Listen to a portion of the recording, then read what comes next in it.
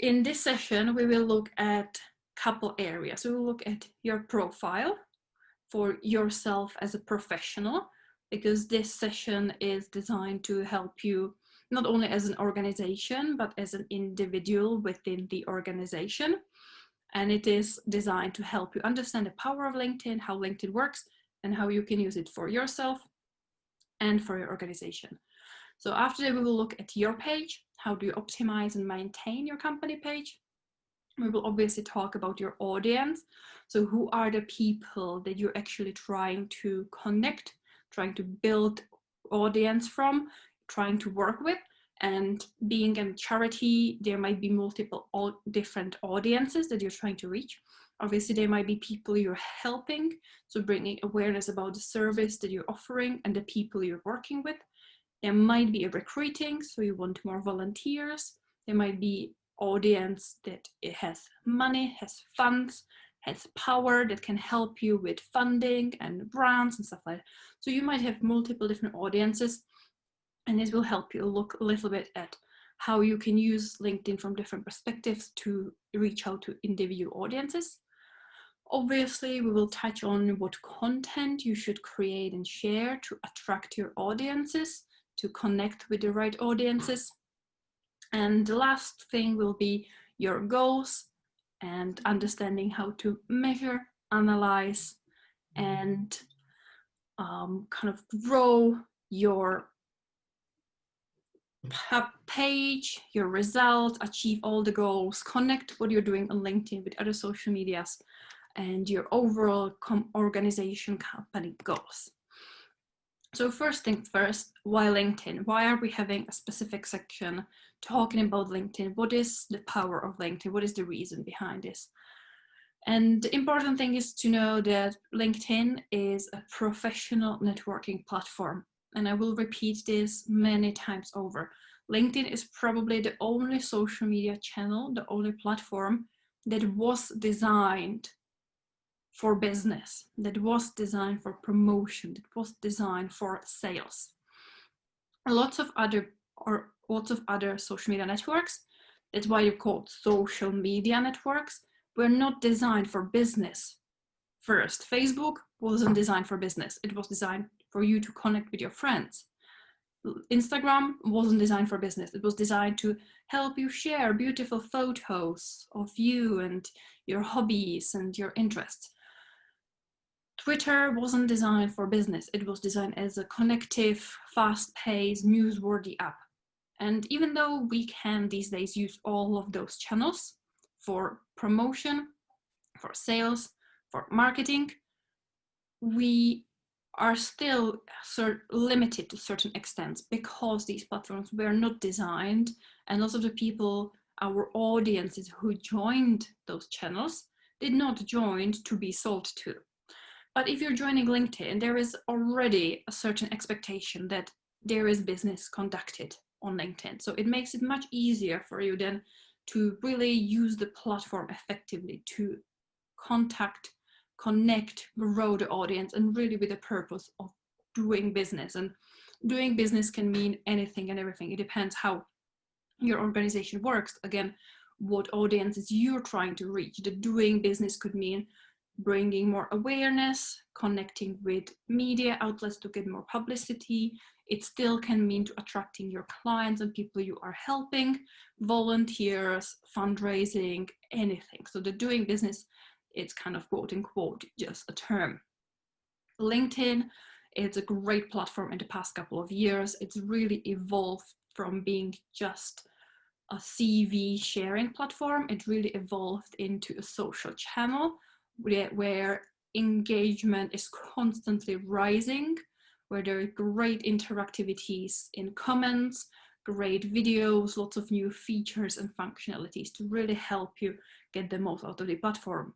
It's not the biggest network in terms of how many people are there, but again, talking about the fact that it is a professional platform, the people who are there for a certain reason. So it's not like everyone's mom and auntie and dog has their own Instagram account, but not everyone will be a potential customer on Instagram.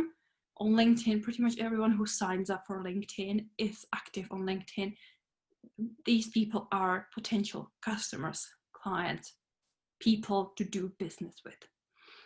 And definitely, especially 2020 was such a year of very fast growth of time spent on social media, because we can't meet in person, we can't network in person, we can't go to in-person meetings, to events, conferences.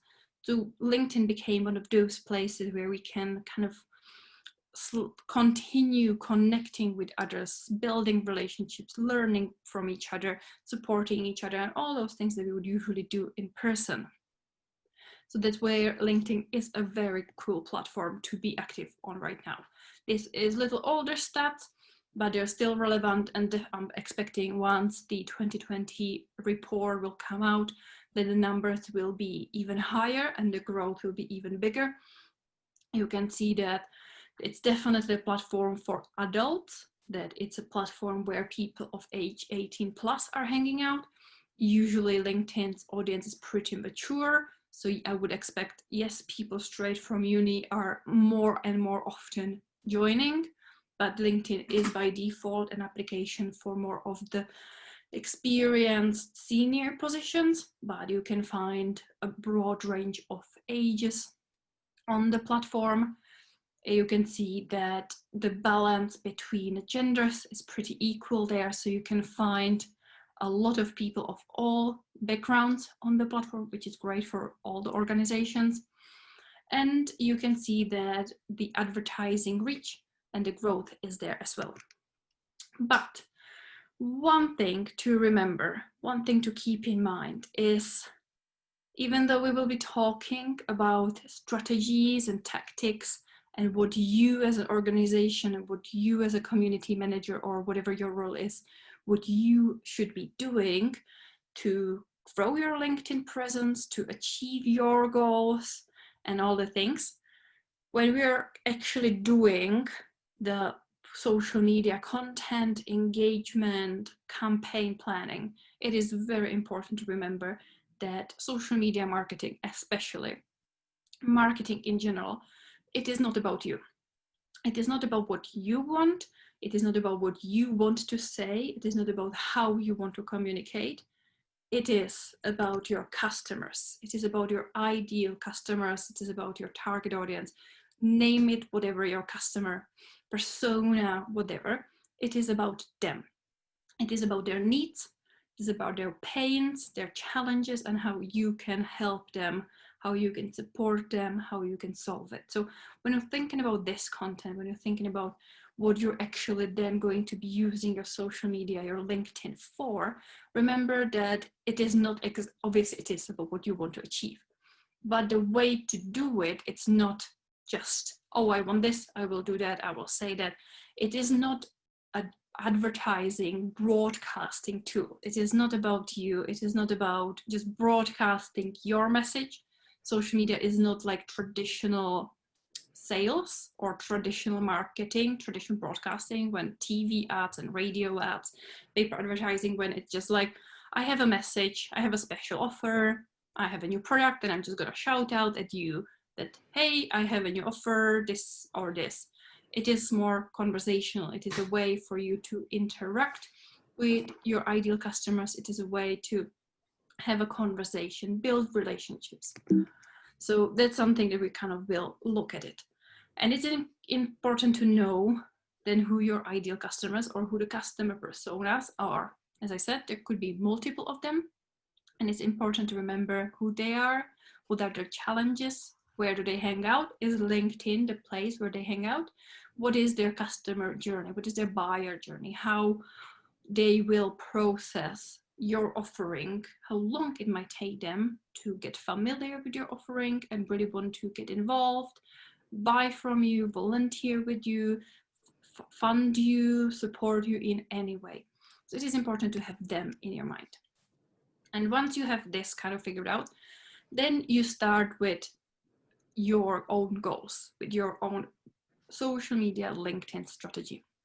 And the first thing always will be kind of with awareness, building a standout presence, building a very strong, badass profile, badass page where you will be able to showcase your expertise and you will be able to leverage kind of the virtual, the online word of mouth.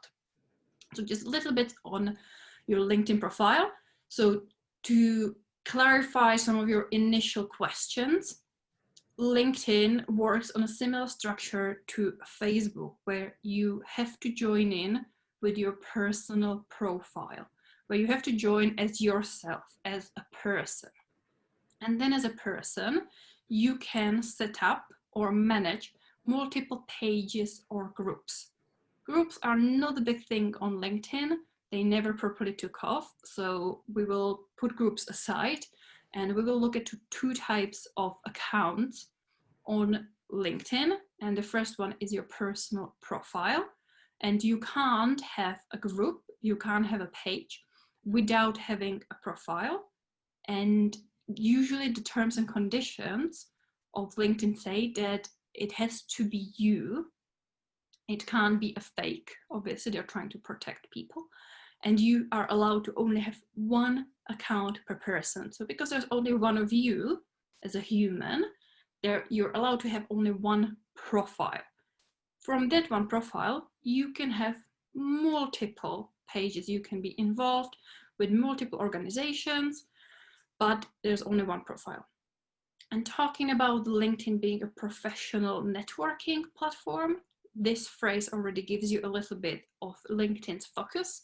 And LinkedIn is primarily focusing on profiles. That's why you are all said that you know LinkedIn a little bit, you use it as a personal profile and you potentially get good engagement. But when it comes to a page, it's much more challenging. And it is on purpose. LinkedIn on purpose wants more of the human, personal, professional, individual engagement and much less of the pages. So pages will by default always get lower reach, lower engagement. It goes back to kind of consumer psychology, because we as humans, we prefer to interact with actual other human being, be it customer service, be it sales. We want to know that there is a real human being behind, that it's an Emma that we're talking to, that it's Josh, that's someone, that there is a real human being, rather than being represented just by a logo, by a brand that's very impersonal. And that's where, again, pages will always get a lower reach, lower engagement, lower results by default, because LinkedIn will give you less. The algorithm is designed to favor your posts less. And because people, just by the psychology of how we as human beings work, we are more drawn towards other people.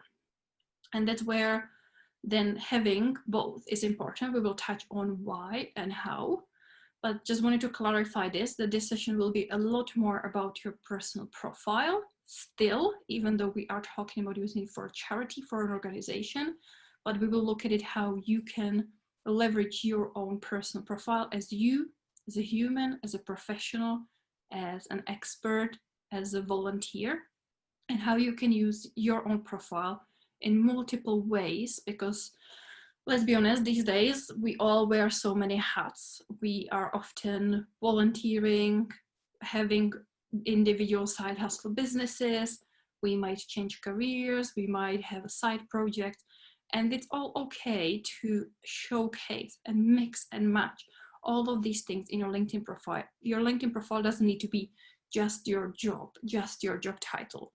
You have the options to really showcase a lot more on your LinkedIn profile.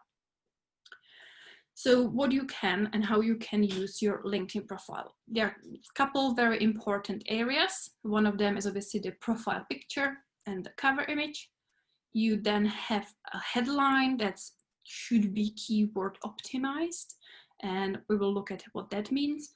You have a summary, which allows you to add a lot more text, but always make sure that it's actionable, that people know how to connect with you, what you do, how you're helping. And just a tiny technical detail, customize your URL. So then when you're adding it to your business cards, adding it to your email signature, telling people to connect with you, you have a nicely looking customized URL. So an example of a profile. If you don't follow John Espirian on LinkedIn yet, would highly recommend you go ahead and you follow John, because he's the main leader and expert when it comes to LinkedIn that I am taking pretty much all my learnings from, and he's very, very generous with all his resources and advice.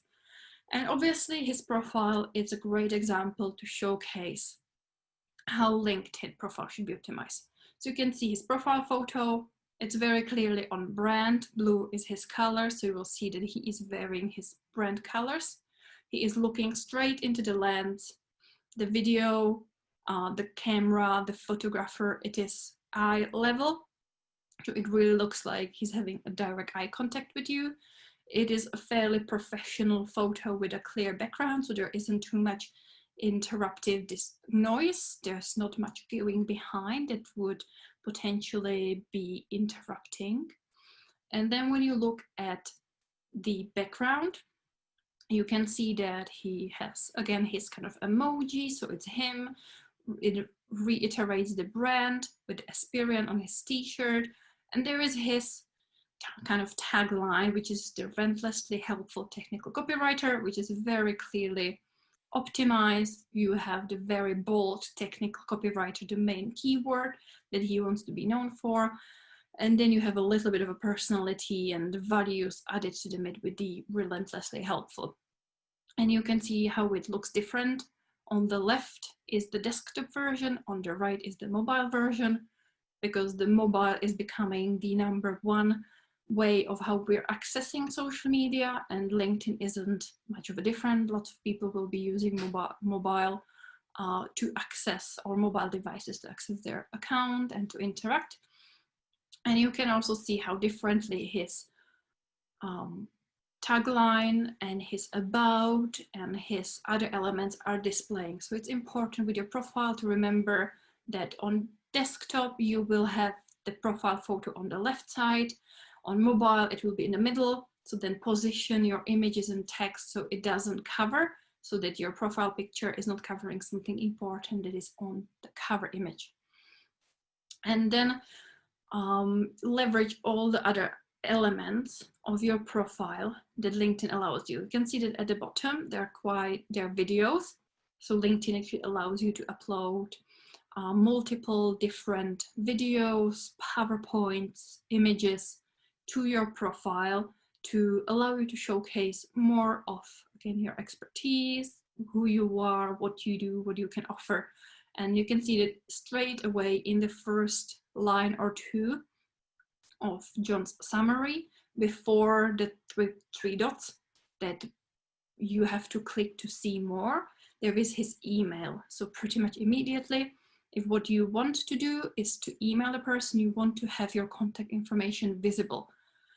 The main reason for this is you want to make it as least challenging. You want to make sure there are as little obstacles and steps for people to get to talk to get to work to really achieve the goals that they want to achieve by seeing your profile and connecting with you.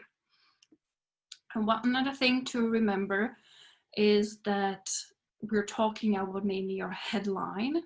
And for your headline, you have about 200, 220 characters.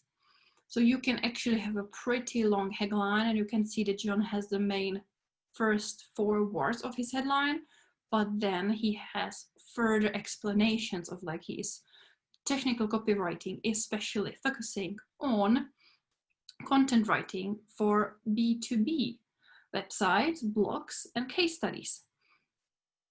So you can see that he is explaining and going deeper into the headline. And you can also see on the right side that if you would come across John's post somewhere in the feed, then you will see only the first 40 characters or so. So when you're working and you're writing your headline, you need to remember that the first 4 or 5 words, the first 40 characters, especially on mobile. This is an example from mobile. On desktop, it is a little more, but we want to keep mobile in mind.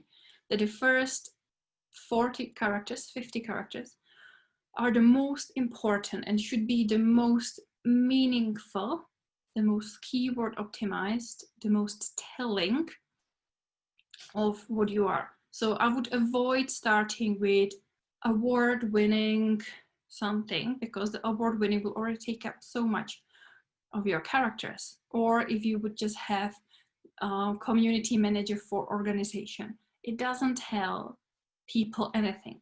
You can still keep these in the latter part of the headline.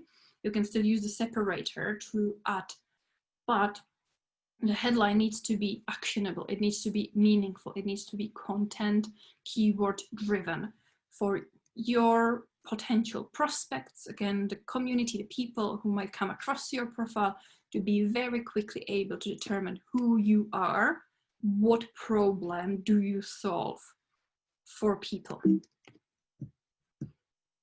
So your profile should kind of encompass this badass approach of, it should tell a little bit of a story. And from John's, you could see that, you know, he is relentlessly helpful. He really provides so much of resources and support. So there is a story of what kind of person he might be. He is showing you, not just telling you, because his headline is nicely optimized.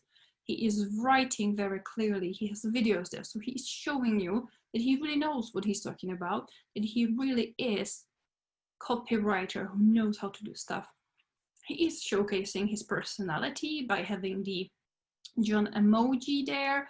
So he is kind of playful and fun. So it really gives you the feeling of who authentically he is as a professional, and it really helps you as a human to connect.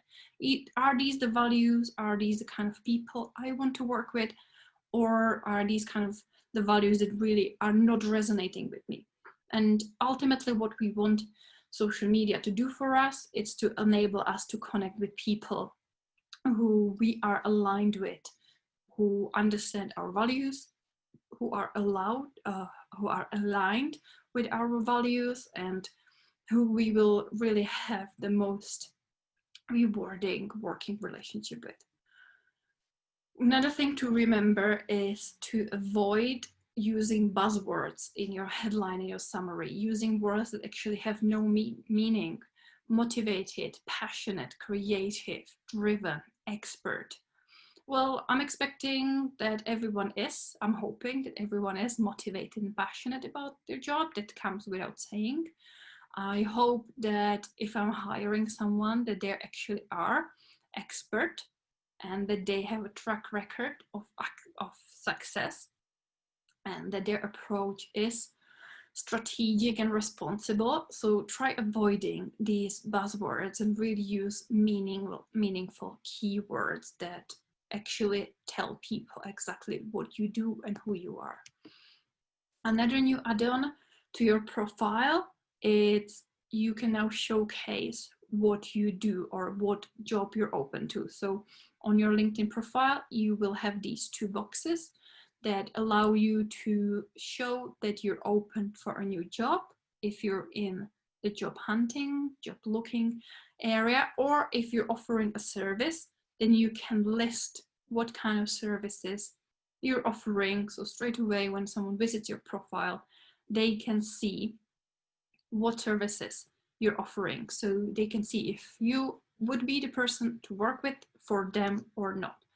And this is very simple. It will allow you to decide what your business focus is. It will help you to decide on the location.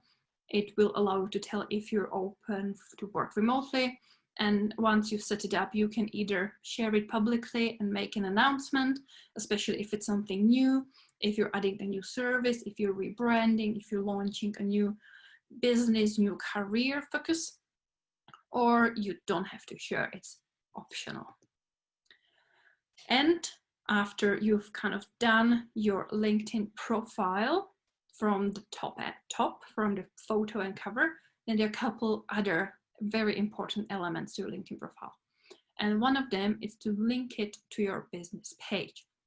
And this is where the question of LinkedIn company business pages come in place for pretty much anyone and everyone. Even if you are a solo business, even if you are a solo person running, it's only you in your organization for now, you're just starting out, it is important to have a business page for your organization because it plays an important role on your profile. We will go a little bit into that. I will show you how it actually works. But I'm just going to touch on a couple of the other elements on your LinkedIn profile. You want to regularly, proactively reach out to people you've worked with, you've collaborated with, you supported, and ask them for endorsements and recommendations. You can list up to 40-50 skills, keyword optimized skills, that people then can very quickly vote and they can endorse you for a certain skill. And this then helps with the search results if someone is searching for someone like you, and for recommendations, which is like a review testimonial of written paragraph of a couple of words actually showing and explaining why people should work with you. You want to think about a clever formatting of your texts, especially when it comes to your summary and when it comes to the experiences. You want to break it down into shorter paragraphs. You want to use capital letters potentially for headlines, because unfortunately LinkedIn does not allow kind of the bold, italic, underscore anything, kind of different text formatting. So you need to play around with the basics, but it allows emojis, and emojis are very helpful for creating bullet points, checkpoints, kind of highlight a headline or something. So think about cleverly formatting your text, break it down into small chunks to make it very easy to read, kind of very easy to scan through and get to the point. And you should have a clear call to action.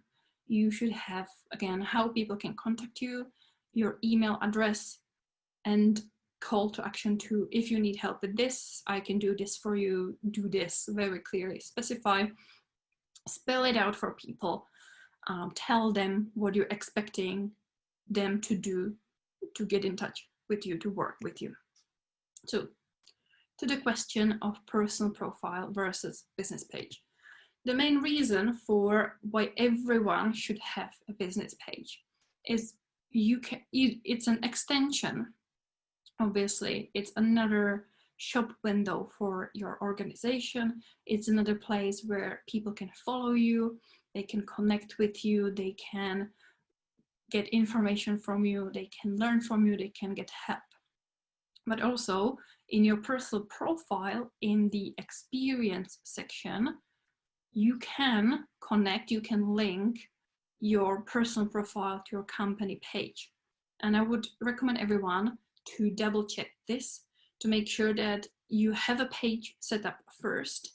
And then when you're adding your experience, that you type the company name and you pick it from the drop-down menu that you will get and click it. Because this is the only way how you will get this icon. You will get a logo that actually is the profile picture of your company page. And this will become clickable. If you then click on these subheadings on the name of the company, it will then take you to the company page. If you don't have this, this will not link to your page. And if people click on the company that you just typed down but haven't selected from the drop-down menu, people will be taken to a random LinkedIn search based on certain keywords. And that means that you've lost them. They're away from your profile, they're away from your page, they out of nowhere see lots of other people from LinkedIn, and it gets very confusing for them, and they might not come back to your profile. And obviously we want to avoid that. So how do you do it? You simply, if you don't have a page, setting up a page is very easy. You go to your personal profile on the top where you see the me icon, you click on it. And in that, there is at the bottom, you see create company page. It's very simple. It guides you through the process of adding your logo, adding your name, adding a tagline, adding some buttons, location. One of the newer features are hashtags. It allows you to set up 3 community hashtags. And that's very important yet very underutilized feature, because having company hashtags, community hashtags, actually allows you to interact with other posts using this hashtag as your company page. So you might have noticed that there are definitely different functionalities that your profile gets and that your page gets. And one of the disadvantages of LinkedIn pages is the fact that you can't engage in comments. You can't go through your timeline feed and you can't comment as your page to other people's posts. You can reply to comments on your own posts. So from your company page, if you posted, someone commented, you can interact with them. But it's very reactive engagement. Proactive engagement is when you reach out to other people who might be relevant, who you might want to work with. You might see that they need your help. You see that they might be willing to support you, and you start building relationship with them. But you can't do it as a page. But if you have a couple of hashtags in mind that are relevant, it could be industry hashtags like Charity Tuesday, shop local, similar hashtags, or it could be your own branded hashtag that you really want people to start following and using, because people can follow hashtags on LinkedIn and they can start seeing content from new pages, people surrounded a certain topic, that people can use that. So I would say hashtags are very interesting and very important functionality on your company page. You can have maximum 3 of them. You can change them up as you go. So I would say think about what hashtags are the most relevant and the ones that would really help you the most if you could interact with them, with the content that people share. You can do your research by looking at what other hashtags are actually out there, what other organizations people are using, and use those. So then what you will get is this page where, again, you have profile photo, you have a cover photo, you have the name, you have a little bit of a tagline, you have a call to action button, and on the right side you can see that you have a community hashtags. You can see how many people are following them, and if you then click on them from here, you will be able to interact with the posts under these hashtags as your company page, not as your profile. And before I will make a first break and I will give you a little time to actually have a look at your accounts and write a couple of notes of things that need to change. There's one more thing to keep in mind, and it's proofread. Before you hit publish, before you confirm anything, proofread what's been actually published, because there are some quite unfortunate typos that people make, and you definitely want to avoid any of typos that might be potentially humiliating, dangerous, and obviously it is not professional. So this is just an example of some of the typos that people make in their profiles, and some of them are just hilarious and some of them are I definitely would not prefer to work with a proofreader. If you are a proofreader and you can't even spell the word proofreader correctly, I don't think it really shows that you know what you're doing. So last advice, proofread. I will stop sharing for a little. I will have a look at the chat and everything, and I will give you a quick task, and so is open your LinkedIn, open it on your mobile or on your desktop, and have a look. And write down, make a note of what needs to improve on your personal profile as well as on your company page. So do you have, is your photo the right photo? Is your cover image optimized? Does it look good? Is your headline okay? How does your headline need to change? Do you have a summary? Do you have all the additional features of spotlight, showcase what you do, what services you're offering? Do you have videos that tell you, or media that tell you a little bit more? And do you have skills set up? Do you have recommendations? I will give you a couple minutes, because obviously I need to stop talking for a second and have a sip of water, and I will just give you a moment to have this time to start taking action on improving your presence, because the presence is so important to then any kind of action. To be able to really use LinkedIn effectively, you need to have a very badass optimized profile. So go ahead and check out your LinkedIn profiles and your pages. We did have a couple of questions in the chat as well. One about profiles. You might have answered it, I'm not sure, but they asked, is your profile about what you do as a charity or what you do in your role at the charity? So your profile is about you as a professional, as a person, as an expert. So it is more about your role within the charity, but also obviously you have, under the experience and under summary, you have a fair amount of space where you can then have a paragraph of the tagline of the organization.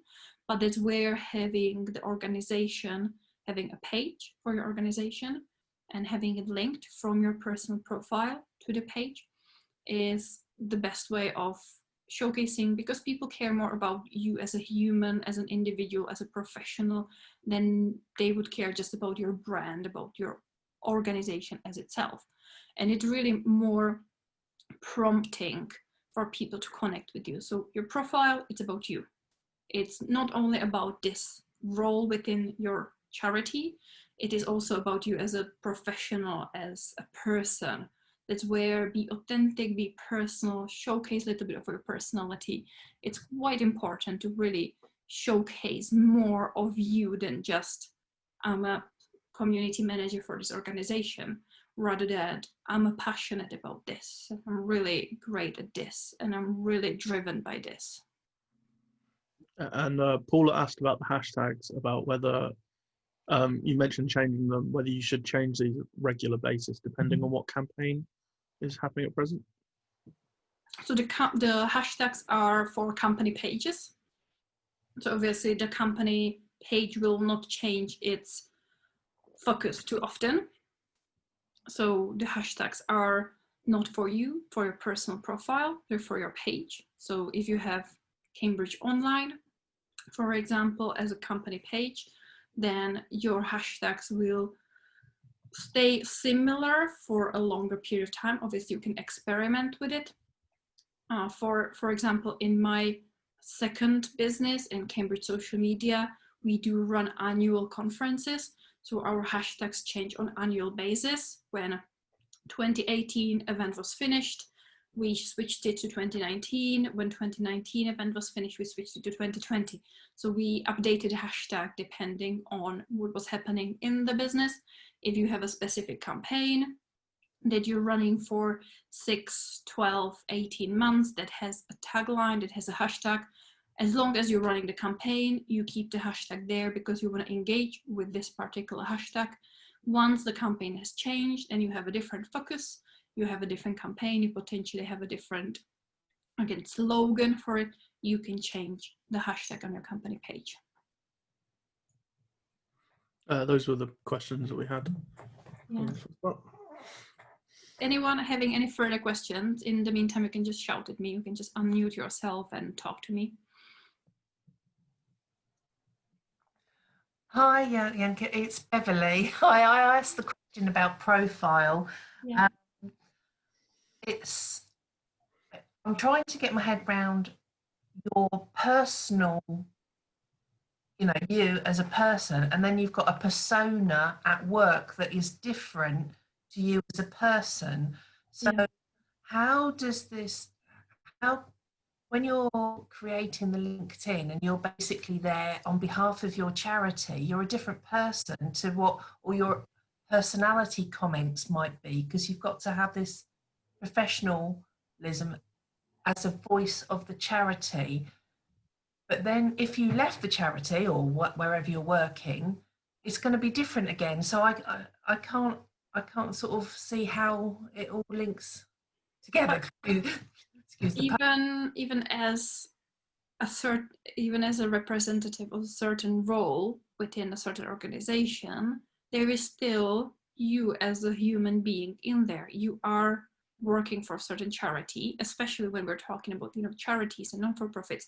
This is very much, you would not be working for a certain organization if your values would not be aligned with them, if the mission of the organization would be not close to your heart, if you wouldn't be passionate about helping people with certain aspects. So these things are still pretty much you. And then there is a fine-tuning, it's a finding the balance between the brand and tone of voice and personality that your organization has. And there will be certain things that you will be aligned with, and then representing that as yourself. Because what you don't want is to really set up your LinkedIn profile to be 100% your charity, your organization, because, well, you might change careers at some point. It happens. So you don't want that then completely be irrelevant for any future work. You want to represent, you still want to showcase your personality. And you can, again, that's why in the profile, you can play around with elements. You can, in your headline, you can have multiple examples of what you do. And I know people who have a full-time job, who on the side have a business and who run an event and who volunteer and help. And they will have all these 4 elements in their headline. They will have all these 4 elements in their summary, and they will have all these 4 elements in their experience. And there is, depending who am I as a potential customer, potential audience coming across, I will then select which one of these is relevant to me. So if I'm coming across you on LinkedIn and I know that I've came across you or connected with you because of your charity work, I will resonate with the parts about charity, but it will be very interesting to me still to know who you are as other human being, what other elements of you. I think I started it totally incorrectly because that's all different to how I set it up. So I've probably got a lot of work now to do to change it all, because I was doing it in the third person and like as a charity, as a profile. But the problem is if I change it to person now, it's going to be quite different to how it's been run up to now. And also, if you then put your own personal other things that's outside of your role in the charity, then that's like confusing boundaries.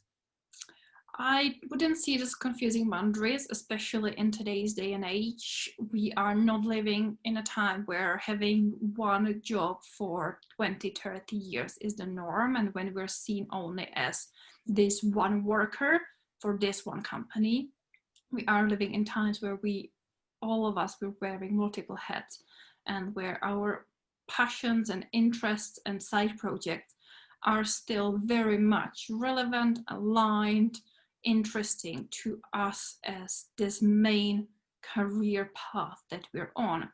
Definitely it should be written in first person because it is you, it is a personal profile. Your company page could be we, it's absolutely fine for the company page to be we as a team, but your personal profile should be I. It is you. It is not a third person. It is not an organization. It is you as an expert, as a professional, as a human being. Yeah. Okay, thank you. Yeah, I've got a lot of undoing to do. It's all a learning journey. It's all a process to figure out how you balance this, especially if you're wearing multiple hats. How do you find which hat is your main hat, which hats are your kind of side hats? But I would always say that your personal profile, it is you, and people will not be confused. I wouldn't be too worried that people would be confused if you one day talk about your charity and the next day you talk about something that's a little bit more personal, it's a little bit more different and professional. Thank you. Because yeah, I think I confused. Sorry, yeah. To be honest, given the algorithm, how algorithm works, how much time we're spending on social media, not everyone will see everything from you. I wouldn't worry that everyone will see exactly everything, because every one of us, every user has their own algorithm playing in the background, deciding what they will see from each person. There are lots of aspects, lots of elements that actually define what you will see in your timeline and what will be seen from you on other people's timelines. And the fact that you publish certain amount of posts about certain amount of topics doesn't mean that every single person who is connected with you, who is following you, will see exactly the same. Exactly, yeah, it's just my complete misunderstanding from the beginning, seeing it as a marketing tool rather than what I didn't understand what it was, basically. It is a marketing tool, but it's not a marketing tool in a traditional sense of it's not like a business card. It is you going out networking. Just see if I always like to kind of have the seen social media marketing as going out networking.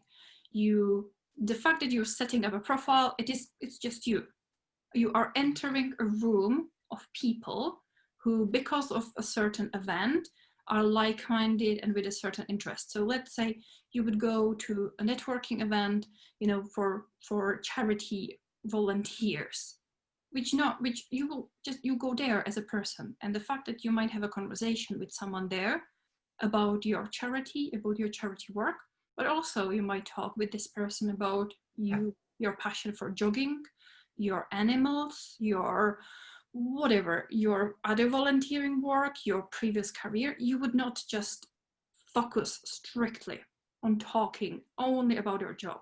You would allow yourself to talk about other things, because the conversation would just naturally lead to different areas. And social media pretty much works the same way. Lovely, thank you. Any other questions for now? Okie dokie. So I will go back to the presentation. If I can find it somewhere on my laptop. I'll go back to sharing my screen.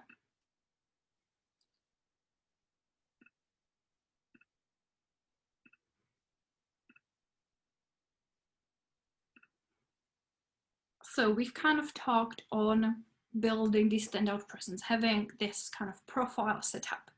And now we're going a little bit more into what you are going to do with it to really use it in an effective way. And it is kind of about the showcasing your expertise and leveraging the word of mouth. And the first thing we all will do is to share regular updates. So we will just create some posts, we will get it out there. This can apply to your professional, personal profile, as well as your company page.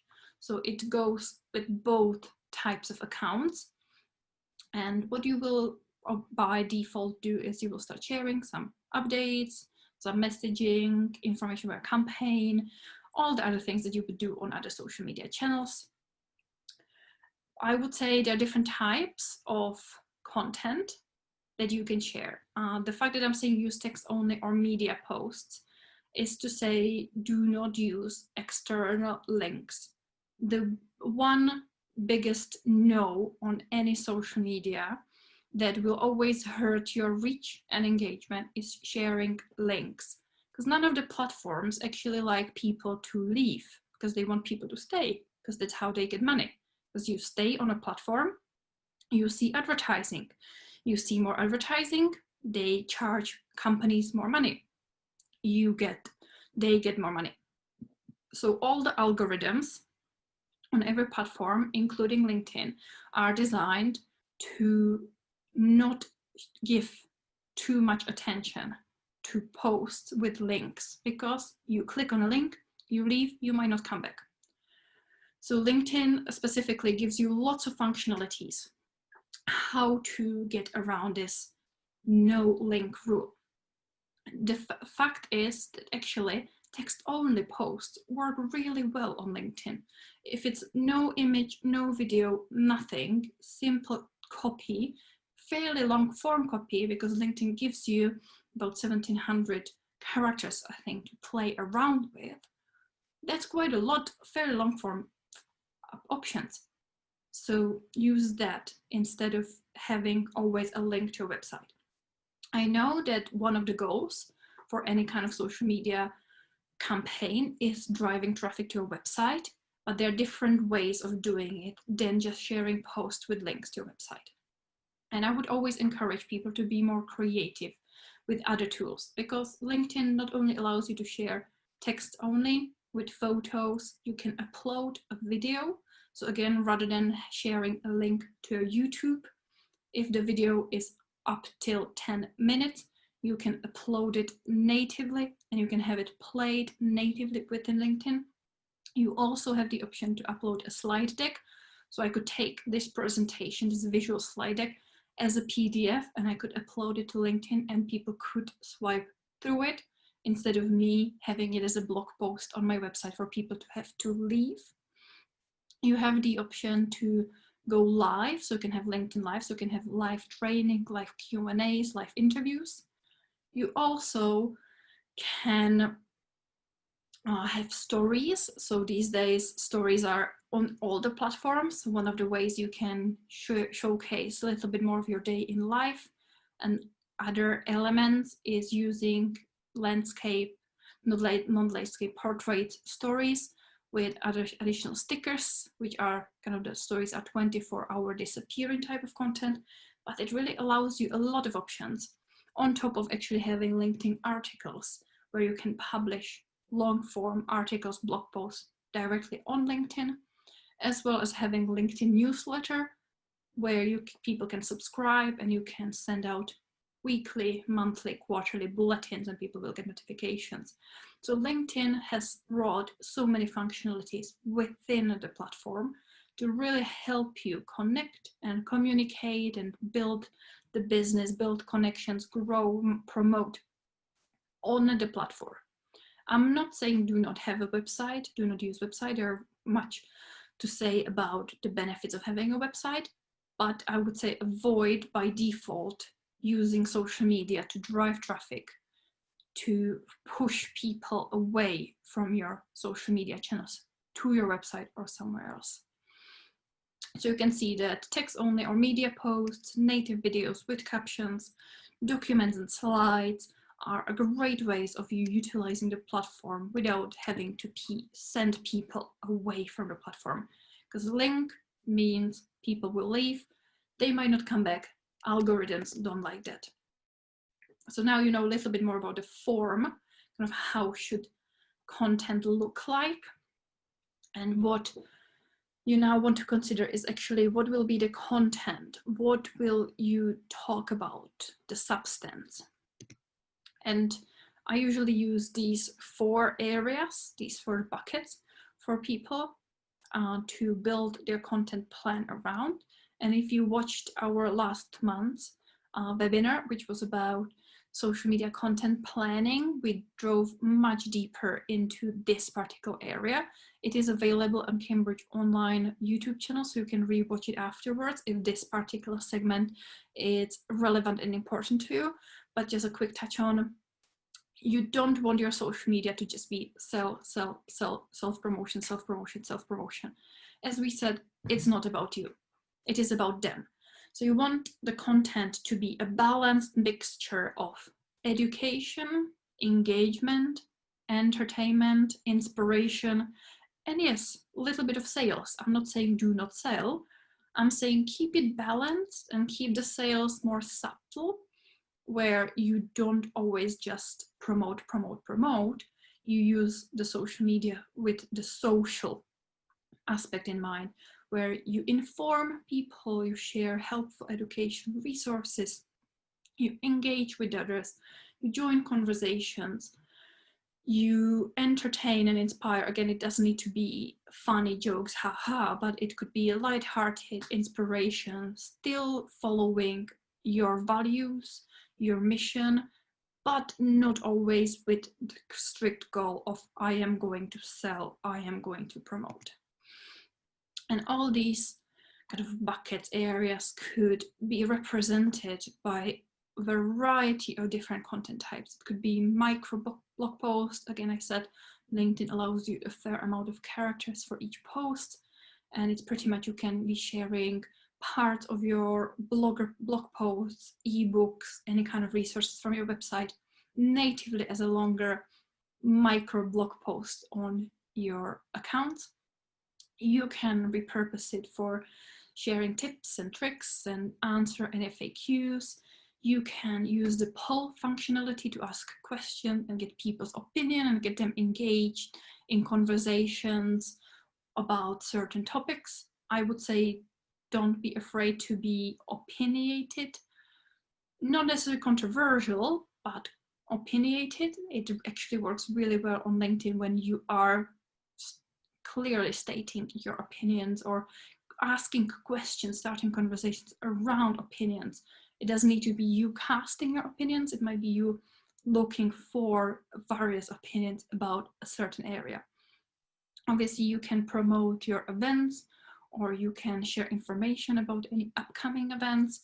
You can even set up LinkedIn events now, and you can have, again, the same way you can have Facebook page events, you can now have LinkedIn events.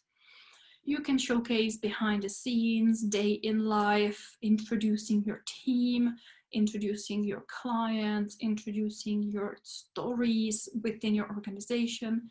If there are any fun stuff happening, don't be afraid to showcase that as well. And you can always add some quotes, some trivia, some success stories, some personal stories into the mix. And you can see it's not like you would focus only on this, on the education. You would want a little bit of all of these kind of mixed together for a balance. So this kind of helps you, these kind of initial two steps of building your profile and then getting on with some activity of showcasing your expertise.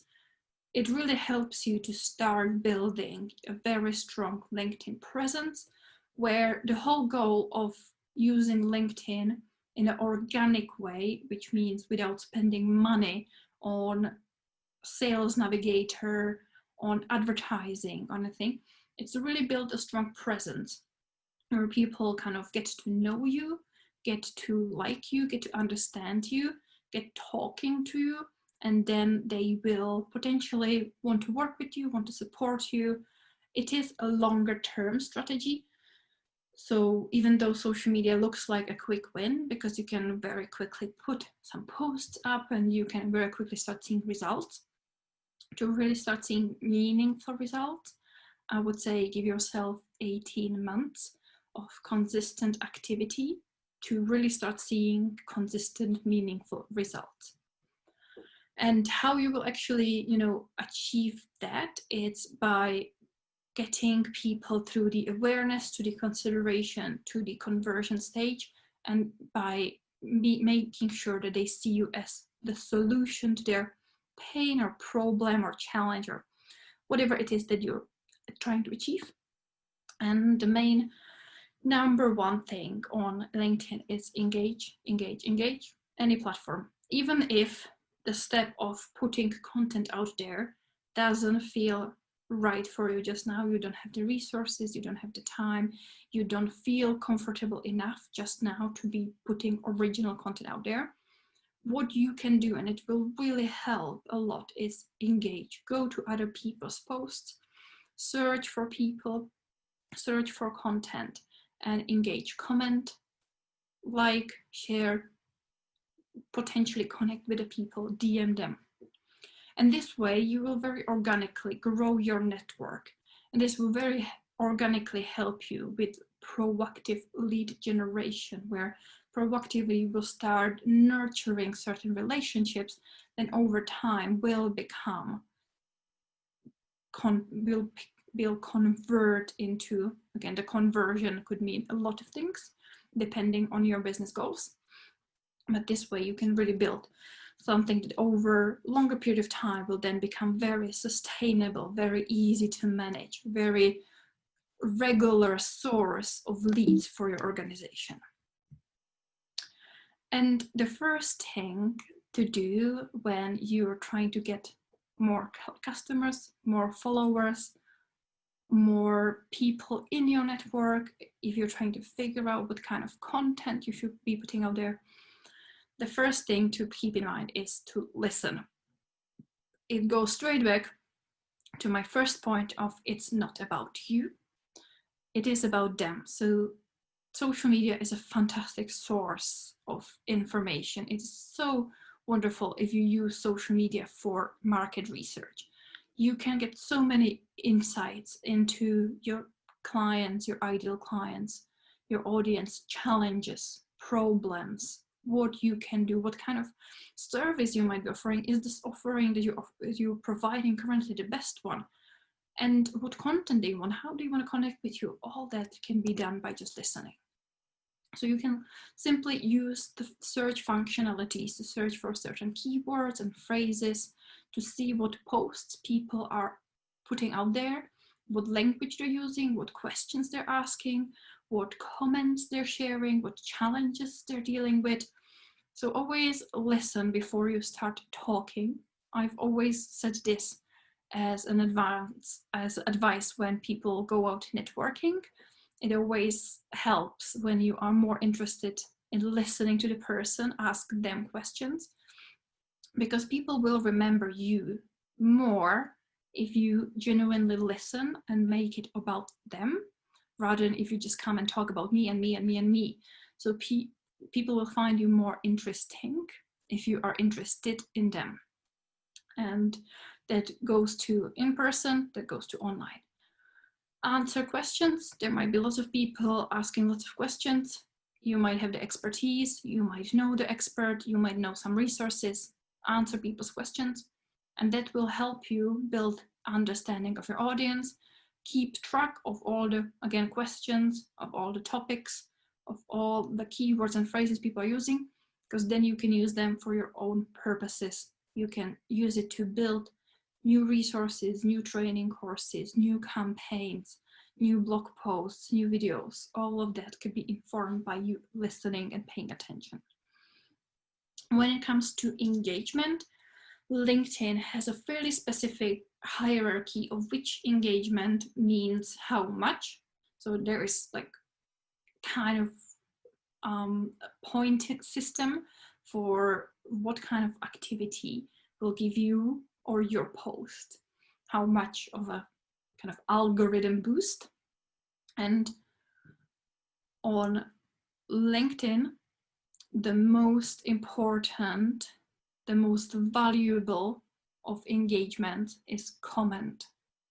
Commenting on other people's posts really help your profile, your page, to get the kind of on the good side of LinkedIn algorithm, let's say.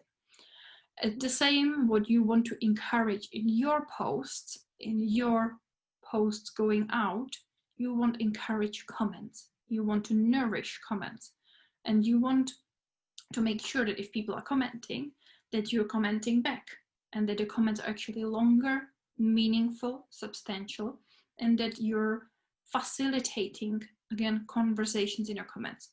Again, imagine that your individual LinkedIn post is an event. It's a networking event. And people come to your post, to your event, because they want to learn, because they want to connect about, I don't know, LinkedIn. And they will start having side conversations. You will meet someone, they will say something, you will say something, you will feed, we will go back and forth. And that's the challenge of social media engagement, is nourishing the same conversational, meaningful, back and forth, multi-people comment conversations. This is the most valuable asset, kind of engagement that you can get, not only on LinkedIn, it will apply for Instagram and Facebook page as well, but specifically for LinkedIn. LinkedIn is not a huge fan of sharing. So I wouldn't recommend you find someone else's post and you share it. LinkedIn doesn't care about shared posts. LinkedIn likes and the reactions, it's okay, but again, it's very non-commitment. It's very easy just to double tap to like and move on. Comment actually requires time and effort and conscious decision to engage, and it's such a valuable asset for a business.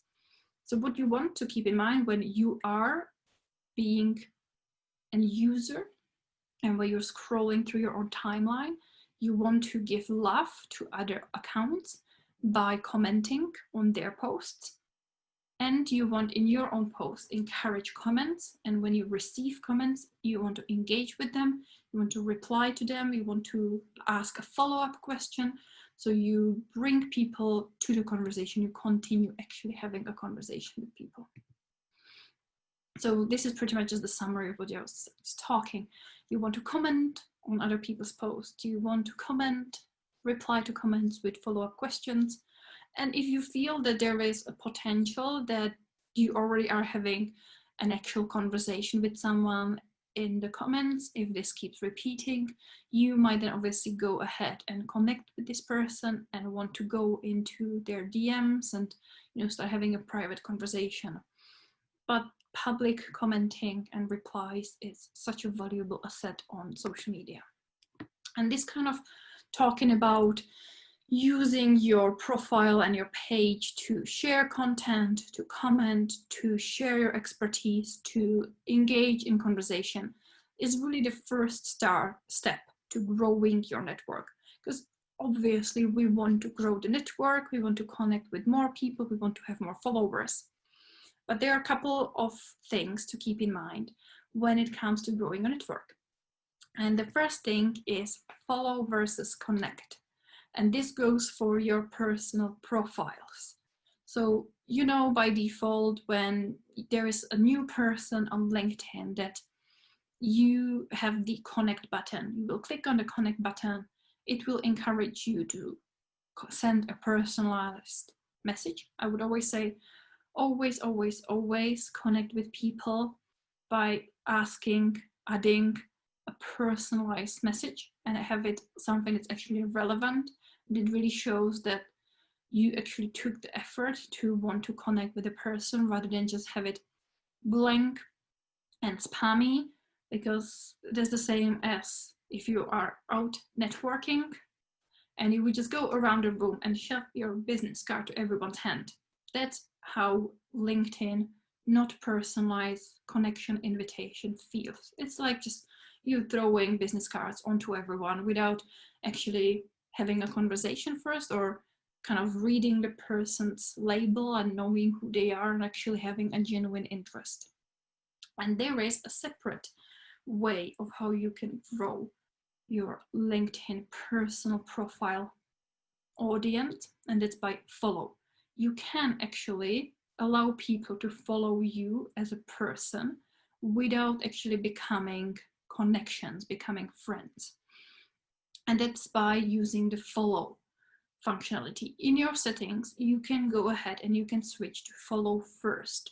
So when someone new would land on your profile, instead of seeing the button that says connect, it will see the button that says follow.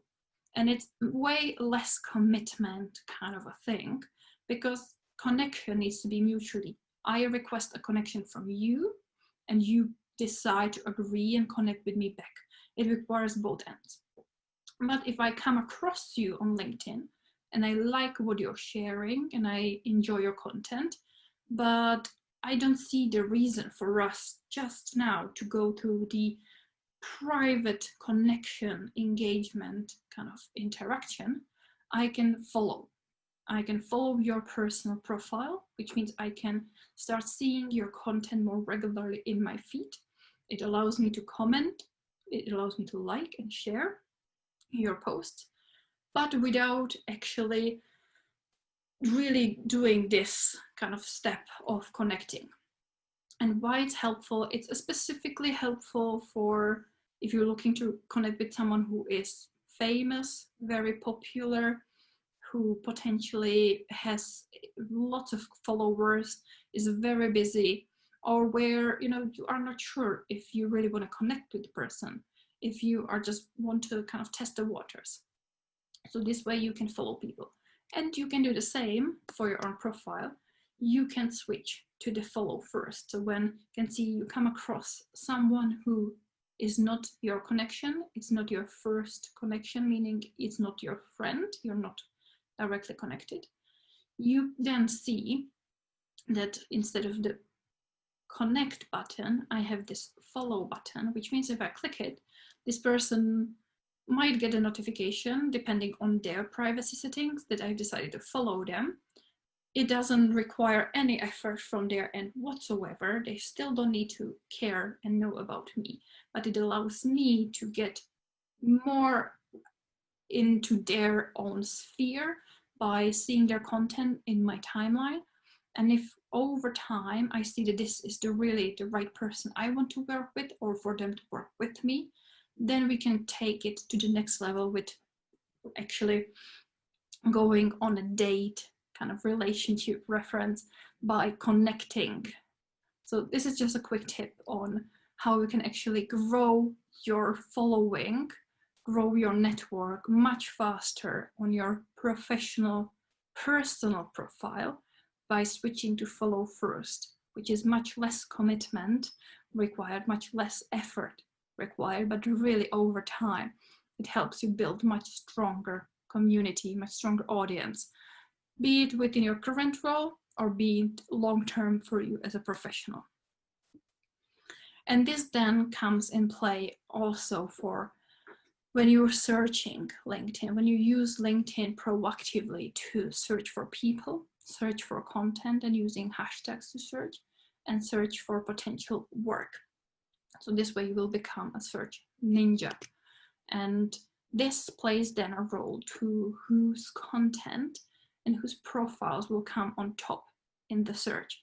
The bigger the network you have, could be the follow network, how many followers you have, or obviously how many connections you have, you will then be seen on top.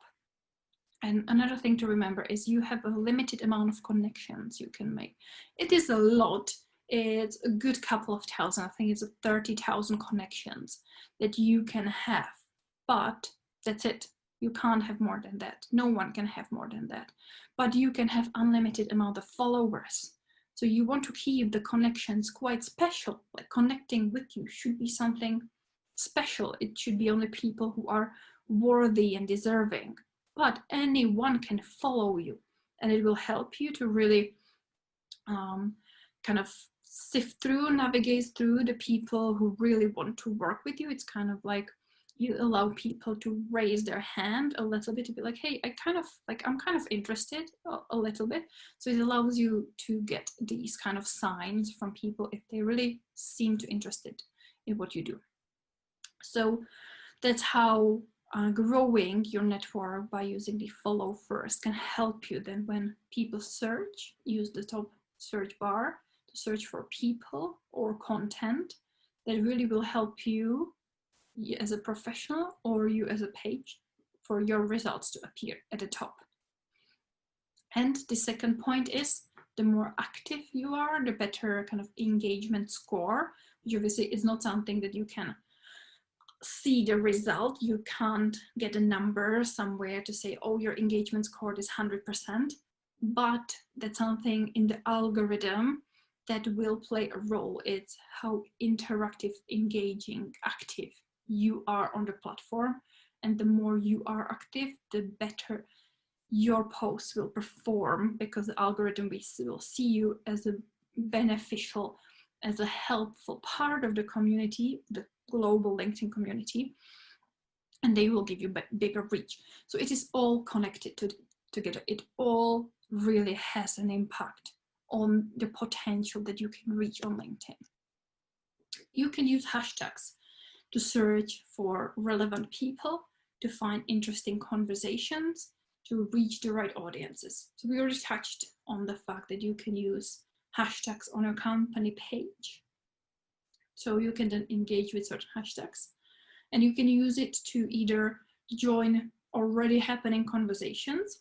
That's the example with Charity Tuesday hashtag, where there will be lots of other charities who will participate. There will be lots of other people who will keep an eye on this, or who will want to know what's happening in the world of charities and who are using this hashtag. But if you have a specific campaign, if you have a specific tagline, if there is a specific hashtag that is yours and it's meaningful, you can use it for organizing your own content and allowing people, even without connecting, following you, because this helps you as a person or you as an organization, even as an organization, you might have multiple streams of content. You might have one content that's focusing on your young audience.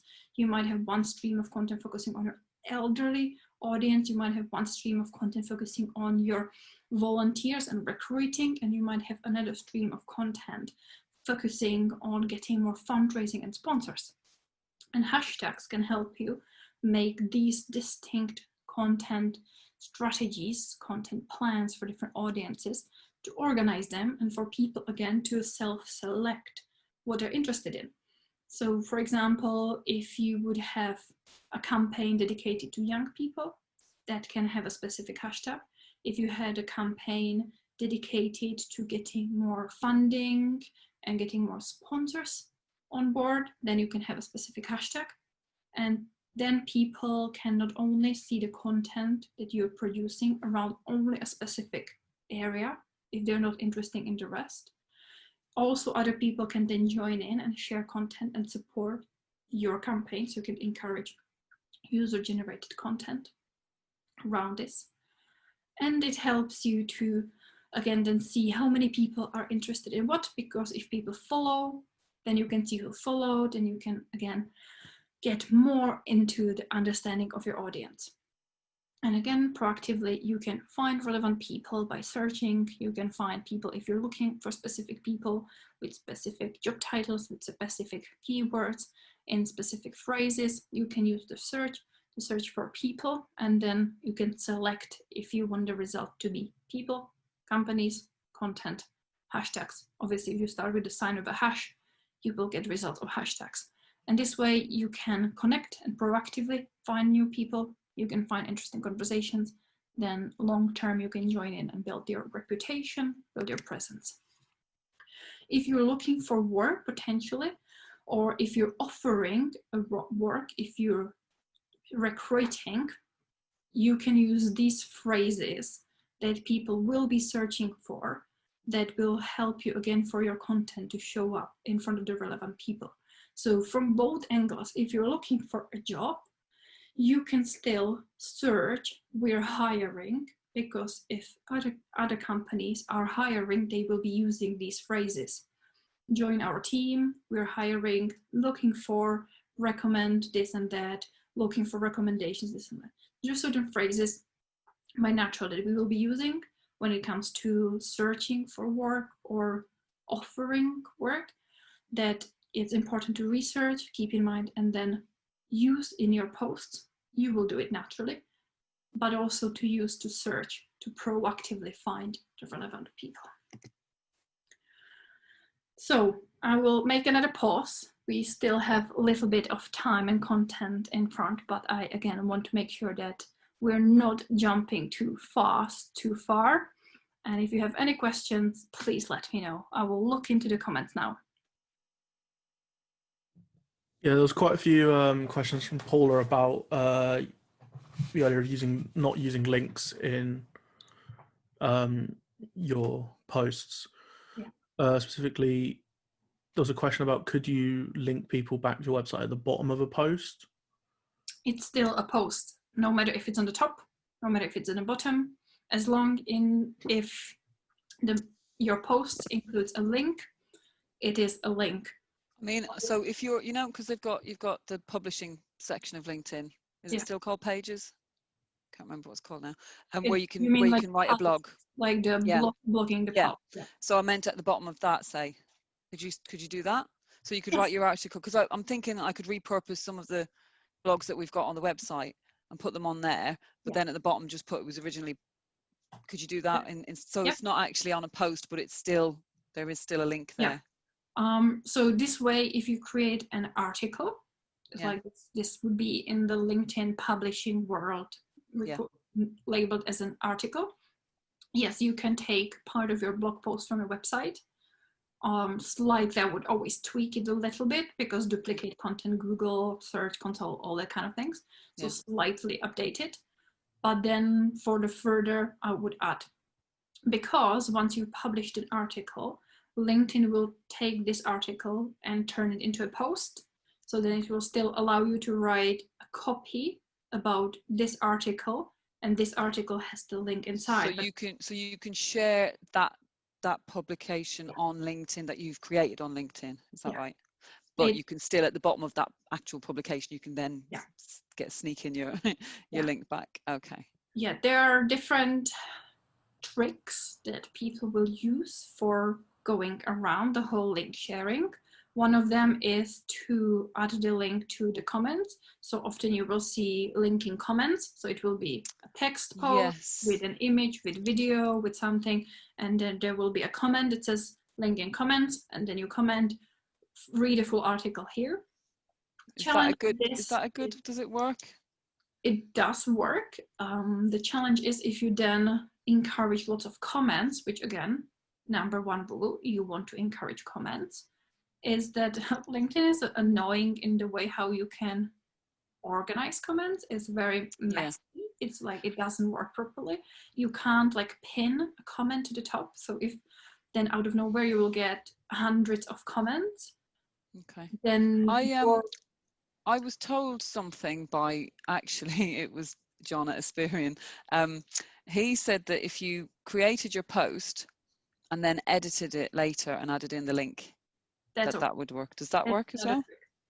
That's another trick. This does work if you publish the article, the post as a text only, as image. You let it go live and then go ahead and go back and edit and paste the link. It somehow really kind of triggers the LinkedIn algorithm in a opposite way, so it actually works. Okay. It is time consuming. Yeah. Because you need to publish and go back, especially if you're using a third-party publishing scheduling tool, you're planning your content a little bit in advance. So then obviously remembering when it went out to go back to add it in. How long would you say you would leave then from when you did? Would you say a day or two? Would you let it like gain some traction first, or? No, like you can literally add it a couple of seconds later. Okay. It will not matter. The moment as you publish, refresh, edit, publish again. Okay. It's okay. But again, if you're publishing to a third party and you have posts going out on different times of the day, you then need to have a reminder. Go back in. Friday morning, 8 o'clock, we're publishing this post. 5 minutes after or a couple seconds after, I need manually to go there to put the link. Okay. So, and again. So I guess if you're going to do that, then plan your posts for a time that when you are actually going to be active on LinkedIn. And this would be the advice anyway, because again, number one rule, comments matter the most. And the interactivity between comments, like someone comments, you comment back, they comment back, someone else comments, you join in. You want, pretty much on every platform, you want to dedicate the first hour, especially at the beginning. If you don't have too much engagement, it will not take you that much time. But you would want to have 15 minutes, half an hour after a post is published to have blocked out so you can actually be hands-on in the platform, respond real time to the comments. Or if someone likes it, to write them a comment with a tag to be like, hey Jane, thank you so much for, reacting to my post. What have you thought about this? Or what did you like about this? And really at the beginning, kind of push for the engagement. What I would not recommend is tagging people here and there. Or I would tag people only if it's very relevant to them, if they are actually genuinely related to this post, if they helped you out, if they've participated, if it's something that they taught you, if you've worked with them, or if you know here and there that this is something that they're expert on or they're passionate about. It'd be like, I would really love your opinion, Jane, about this. And then you can actually tag people into your main copy or make a first comment to be like, I just published this. I would really appreciate if this person and that person could share your opinions because I know you have so much value to add. But I know that some LinkedIn trainers might recommend to tag 3-5 relevant people to every single post because it will engage, because they will get notification that they might want to comment. I wouldn't tag people just because. I can see there is another question from you, Paul. Is it worth sharing other people's content? So again, LinkedIn doesn't like sharing. So on LinkedIn, you still have the option to click share. I would avoid. You will do a lot more good to yourself and to the person if you comment. If you comment with 1 or 2 people who might be interested in this. But I wouldn't, unless occasionally, yeah, share here and there, but you will see that the results from sharing posts that are shared posts will go completely, like I have usually 20% reach on any post that is a shared post compared to the original content that I will create. Really, LinkedIn doesn't have too much love for shares, which is a sad thing for pages, because LinkedIn has certain functionalities for company pages that allow you to inform employees, people who have set up their expertise in their section, that they work in this company, who are officially LinkedIn employees of this particular company. You have new functionalities where you publish a post on your page and it gives you the option to send a notification to announce new post to your employees. But to use this, I would again encourage and train your employees to comment rather than share it, because lots of people will then do, they've seen a new company update from our LinkedIn company page, so we will give it some love, we will support it by sharing it. Number one mistake of sharing is they don't add any context, they just click share blank. If you want to share, always make sure that you add your own personal take. Why are you sharing? Every post that goes out should pass the so what rule. So what question? Before you hit publish, before you share, always ask yourself, so what? Why should my target audience, my ideal customers, why should they care? What is this adding to them? What value am I adding by sharing, posting this? If you say this is the value, then tell them, spell it out for them in the copy. So, okay, Cambridge Online has published something. I really think that it's something valuable to my audience. It's potentially an event like this where I want more of my community to see about this event and come.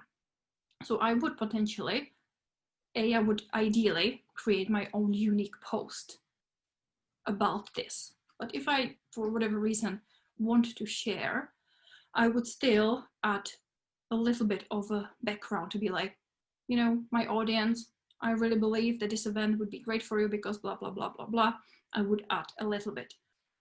But the best way for me to really support this particular event or post would be for me to go and comment under the post, to be like, you know, this is a great event, can't wait to see anyone, share my opinion, whatever it is. You also answered Corinna's question in there as well.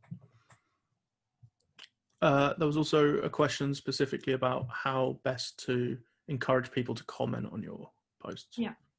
So I think I kind of touched on it in the latter section, where it is a lot about first commenting as by yourself to really get into the habit of commenting on other people's posts, because by nature we are genuinely, you know, interested human beings. So if I will comment on your post, you will see notification, you will more likely to reply to my comment, and then you will potentially want to follow me, connect with me, and you will comment on my post. So, you know, I do you a favor, you do me a favor back. It's like a engagement karma.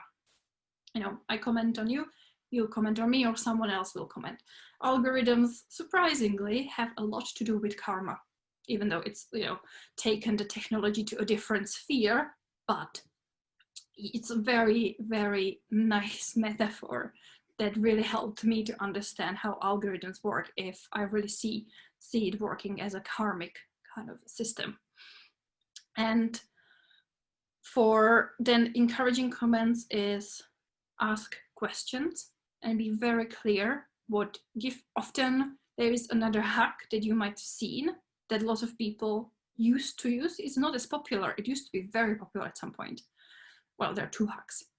One is give people a very quick 2-3 options. So I have a question. If you think A, this is the answer. If you think B, this is the answer. If you think C. So it's like, do you like my sweater?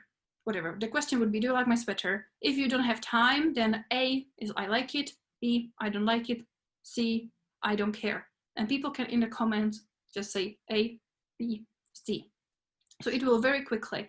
It's a little bit of a kind of engagement bait because it's very quick, but you already know that a person took at least this split second to want to engage with you.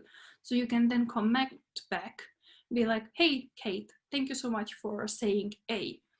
Is it the particular color? Is it, would you prefer a lighter or darker? You can start prompting follow-up questions. Second, kind of a trick. I wouldn't abuse these tricks. I would use them here and there, and I would be creative about them. Is you can use the series of reactions to use as an answer. So again, you have like, love, support, insightful, whatever. You have 5 reactions. So you can again have a question and give people like if you think this, support if you think this, love if you think this, insightful if you think this, which again will then give you, if you look at all the reactions, you can click on the reactions on a post and see who reacted in whichever answer. And you can again then proactively comment and be like, hi John, so I saw that you commented support, which in this case meant that you prefer mountains over seaside. Why do you like mountains over seaside? Like, you know, you can, again, you want certain kind of gamification. You want this kind of tiny little hand raiser, make it as easy for people to raise their hand by very quickly commenting. And then it is a very much proactive approach from you to nudge people, to get people to just comment and repeat and reply and tag. So it's a combination of strategies.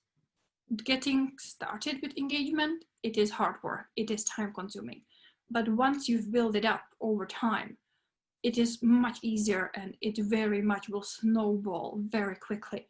Because the moment someone comments on your post, it's not only that they've seen it, but because they commented, LinkedIn algorithm will then more likely to share this post not only to more people in your network. So this is a little bit about how the algorithms work.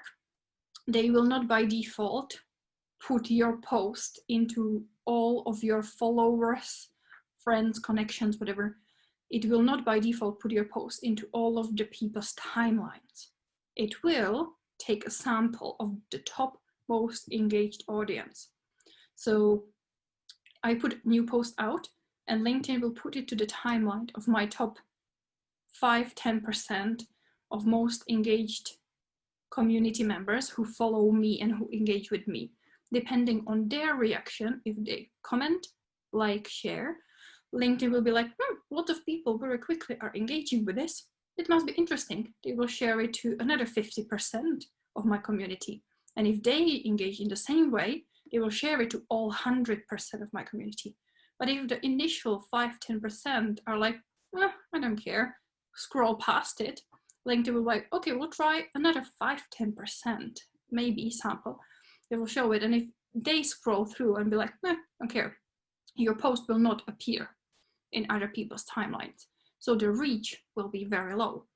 But if people do comment, then not only you can reach more than, you can reach 100% organic reach, which means 100% of people who follow you, follow your page, are connected with you, will see it.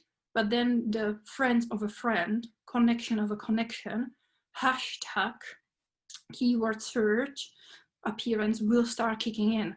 So then not only the people who are in your network will potentially be able to see it, but secondary connections, third connections, people searching, you will start appearing higher up. Potentially LinkedIn will flag it up as a trending post. And this is how you can then grow the audience and get more people to see your content. Yeah. Hi Lenka. Just a clarification on my question, please. And that's all really helpful. Thank you. But going back to content and whether your page or your charity is the author or you as an individual as the author. So I totally get what you're saying in terms of commenting rather than sharing, etc. But if it's something that's specific to the charity rather than me, like an event or, you know, Care Network is recruiting, is it still a good idea to, goes back to my question, to have that original post on your page and then to ask your employees from that page to share it, encourage comments, etc.? Because it's not really coming from me. Do you understand? It's what I'm saying. It's the boundaries. It's your identity. Yeah, definitely. I would say definitely do keep your company page active. Do posts on your company page. So if there is an update, if you have a new event, if you are launching a new campaign, if you have a new newsletter, definitely use your company page to share the content. And then again, use the functionality of inform employees and encourage them to ideally comment on it. You can then decide that actually this event would be relevant if I also shared it on my personal. You might not, depending on your role, depending on the type of event. You might want to be like, I will actually share this post, or I will actually create a slightly different post on my own. On the personal, you can always be a little bit more personal with, you know, you can be more LinkedIn, even though it's professional, it is very informal. So the language is still, because it's social media, so the language on social media is very conversational. So you will see lots of people writing the way they talk. So you will see lots of, you know, hi guys, I've got this going on. I'm working for this organization and we're organizing this event and I would love for you to have a look because it's great because of this.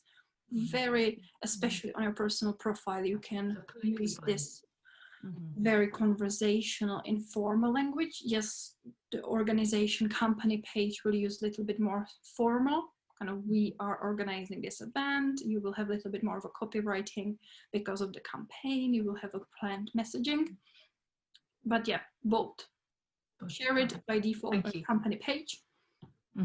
Encourage people working for your organization, supporters, volunteers, helpers to comment.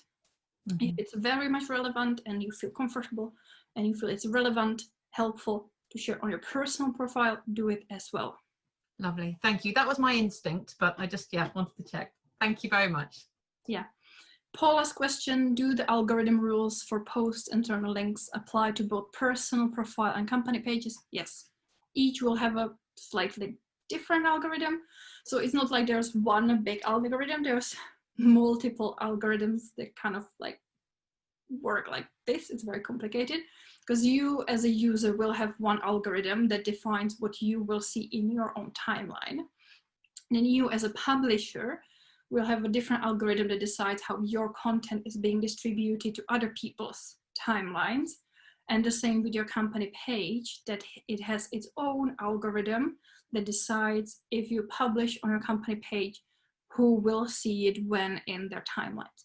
So there is kind of their intertwined algorithms, but they will work on the similar principles. The values, kind of the rules will be similar, but if you publish exactly the same post, exactly at the same time, exactly the same structure on your personal profile and your company page, by default, your personal profile results will be slightly better because LinkedIn has a preference for posts from personal profiles over company pages.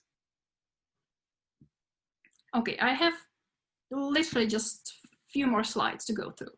So I will go to them. So we actually have the whole session wrapped up under an hour, but I'm more than happy then to stick around for a little longer and answer any questions that you have afterwards.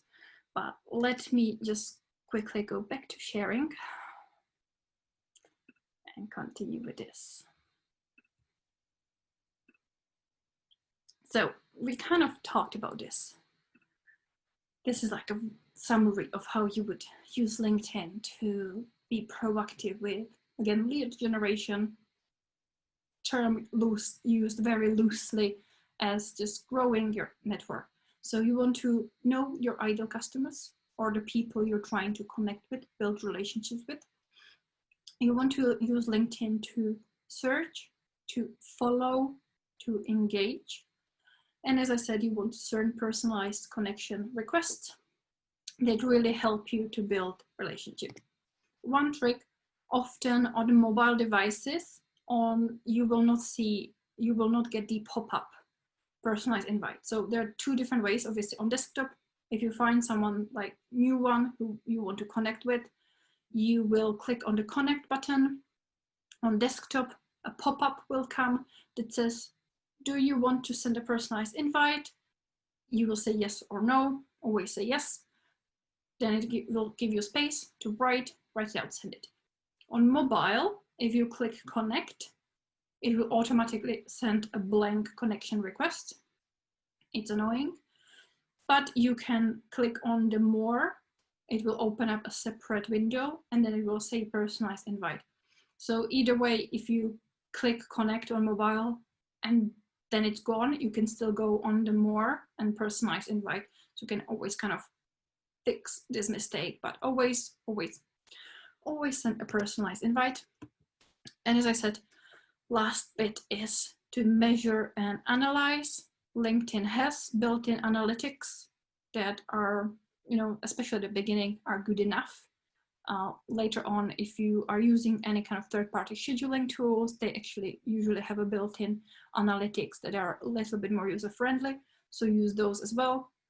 The main point with analytics is have a plan, have a strategy, actually understand how LinkedIn fits into overall social media marketing, how social media marketing fits into your digital marketing, how it's linked and supported by email marketing, content marketing, video marketing, web marketing, paid advertising, offline. Just understand how this particular platform and effort you're putting into LinkedIn, how it links into your overall marketing plan, how it's supported and how it contributes to the results that you're expecting from your overall marketing activities. And obviously how you can then measure to understand the return on investment, all the time and effort being put into it, how you can measure the result. And it's important to then understand the goals and the metrics that are meaningful metrics. Followers, numbers of followers, numbers of connections are vanity metric. It means nothing. You can have millions of followers. You can either buy them or you can just gain them organically. But if they're not engaging with your content, if they're not commenting, if they're not reading your post, if they're not interacting with you, they're worthless. So there are certain metrics will be more meaningful than others. So it's important to understand what metrics are relevant for you to measure. You want to still be, even though you have a plan, you have a strategy, you have a 12-month content plan, you have 12-month and quarterly goals, you want to stay fairly agile and up to date and flexible because, well, it's 2020, 2021, social media is changing every 5 minutes, there is a new platform, new tool, new algorithm, the society is changing. So you want to stay fairly flexible with, have a plan, have a structure, have a goal, but then keep an eye on what's going on and if needed, pivot, if need, change, update. And you want to kind of connect all the dots because we've talked about different aspects. We talked about personal profile, company page. I mentioned that you can have a newsletter, that you can create articles, that you can search, and you can see that there's lots of dots that you can start connecting in like a mesh of a network of activities and systems that all play a role into the algorithm that all will then reflect on your results. You over time want to refine your strategy. So you want, ideally, I will say, you have a 12-month plan, you have 2021 plan, you have certain goals. You then have your goals broken down into quarterly and monthly goals. And as you go each quarter, you want to refine the strategy and kind of specify the goals. And obviously analyze what have you done in the past month or quarter and update it for the coming one. You can have some fun with like gamification. So if you're really planning to use LinkedIn for lead generation, meaning really building your lead list for like sales purposes to get, again, whatever it is that the person that you're selling to is, you can design your own gamification. For example, if they comment, they get a point. If they connect with you, they get another point. If they sign up to a mailing list, they get another couple points. Whatever you see appropriate, and then you can track these people who are on your target list or companies who you want to work with. And if they reached a certain amount of points, that means that they are no longer a cold lead, they are a warm lead, and there is appropriate to send them a kind of a sales message to be like, let's have a conversation, let's set up a meeting, let's book a walkthrough or whatever it is. So you can have some good fun with actually putting some gamification. You can give points to your team members for all the comments that they're doing. So again, you can have, you know, the most engaged member of the month, quarter, and to give them points, really encourage them to engage. So this can really help to make LinkedIn more fun. And this is just a quick overview of how your profile analytics look like, because you have a separate analytics for your profiles, you have separate analytics for your company page. Company page analytics are better, more in depth, more professional looking, I would say, because you have a very clear overview of your followers, of your visitors, of your content.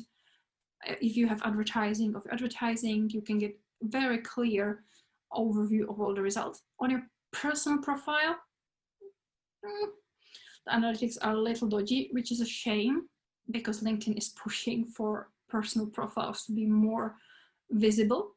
So you can get very limited overview. You can get obviously individual post analytics, and for each and every individual post, you can see how many views, how many comments, how many shares, who were the people who viewed it, who reshared it. So you can get kind of image post individual analytics.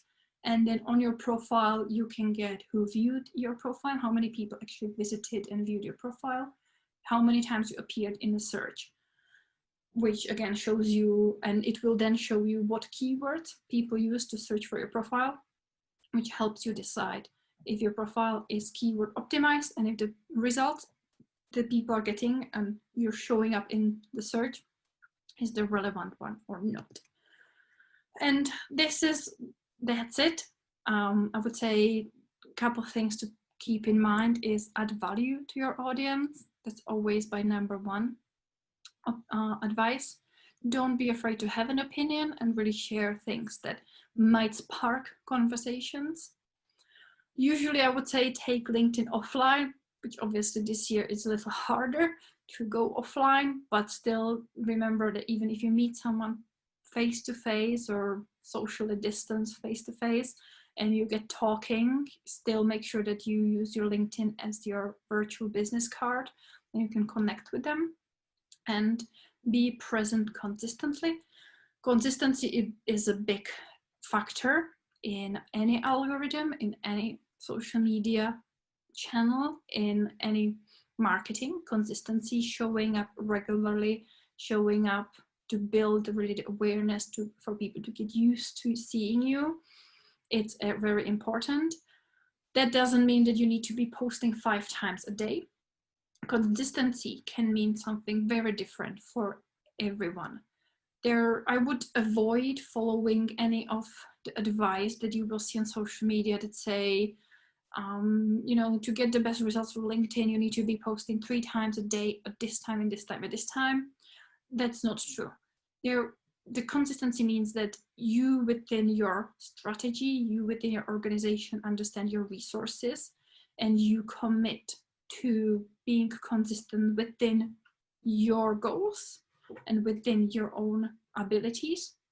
It might mean that you will post once or twice a week, that you can only commit that once a week you can create a valuable, meaningful post. That's it, that's enough. But if you have made a strategy that kind of commits to once a week, don't then go once a week and then 5 times a week next couple of weeks and then go back to once a week. Break it down evenly. So yes, it can be once a week, and every now and then it could be twice a week, but don't make it 5 times a day and then nothing, or once a week and then nothing for a couple of months. And that's pretty much it from this talk. I just wanted to point you to a direction of further resources. If social media is something overall that you would like to learn about, then I would love for you to explore more about Cambridge Social Media, which is my community, where we run regular free social media training sessions. This year we had over 40 experts coming to talk to us about social media marketing and anything and everything related, focusing on small businesses, freelancers, charities, non-profits. And 2 sessions specifically might be interesting for you. As I mentioned, John Anspirian is someone that I really, really, really look up for and who inspires me, and I learn from him a lot.